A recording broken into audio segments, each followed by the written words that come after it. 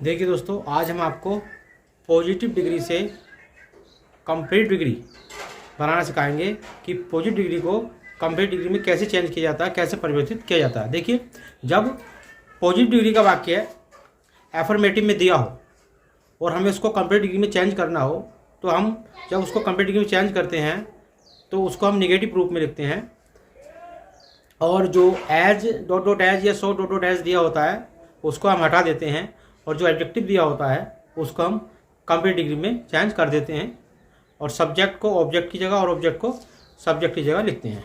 और यदि positive degree का वाक्य नेगेटिव में दिया हो तो हम कंप्लीट डिग्री बनाते समय उसको एफर्मेटिव में लिखते हैं। जैसे देखिए,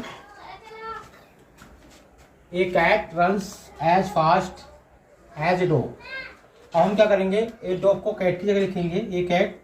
उसके बाद बाकी प्रेजेंट डेफिनिट का है, और हमने बताया था जब हमारा पॉजिटिव डिग्री का वाक्य है एफर्मेटिव में दिया हो तो कंप्लीट डिग्री बनाते समय उसको हम नेगेटिव में लिखते हैं, और जब हम प्रेजेंट इंडेफिनिट का नेगेटिव लिखते हैं तो क्या लिखते हैं, हम एक वचन के साथ डज नॉट और बहुवचन के साथ डू नॉट का प्रयोग करते हैं। तो यहाँ पर ये डॉग एक वचन है, इसलिए हमने क्या डज नॉट का प्रयोग किया। उसके बाद रन और एज डॉट डॉट एज को हटा दिया, और जो एडजेक्टिव दिया है हमारा फास्ट, इसको हमने क्या कंप्लीट डिग्री में चेंज कर दिया, इसको लिख दिया हमने फास्टर।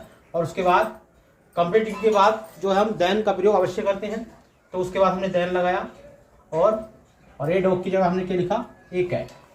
ऐसे ही words do not fly so fast as the aeroplane, वही प्रक्रिया है। अब एरोप्लेन को लिखेंगे द एरोप्लेन।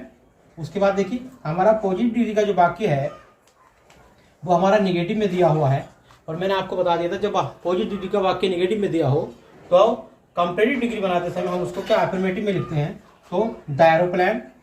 ठीक है, अब एरोप्लेन हमारा एक वचन का करता है, सिंगुलर सब्जेक्ट है, तो इसलिए हम क्या फ्लाई को फ्लाई लिखेंगे, क्योंकि एक प्रेजेंट इंडेफिनिट टेंस का वाक्य है, और प्रेजेंट इंडेफिनिट क्या एक वचन कर्ता के साथ वर्ब की फुसलों में ऐसे ही एस लगाते हैं। ऐसे ही अब सो एज को हटा देंगे, और फास्ट का जो एडजेक्टिव दिया हुआ है हमारा उसको हम कंप्लीट डिग्री में चेंज करेंगे, फास्टर लिखेंगे। उसके बाद कंप्लीट डिग्री के बाद देन लिखेंगे, और फिर एरोप्लेन के स्थान पर हम वर्ड्स लिखेंगे।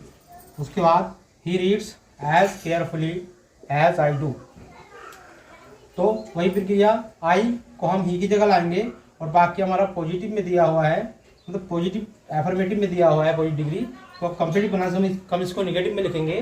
बाकी प्रेजेंट डेफिनिट का है, इसलिए क्या हम इसके साथ डू नॉट लगाएंगे आई के साथ, क्योंकि आई हमारा बहुवचन का करता है।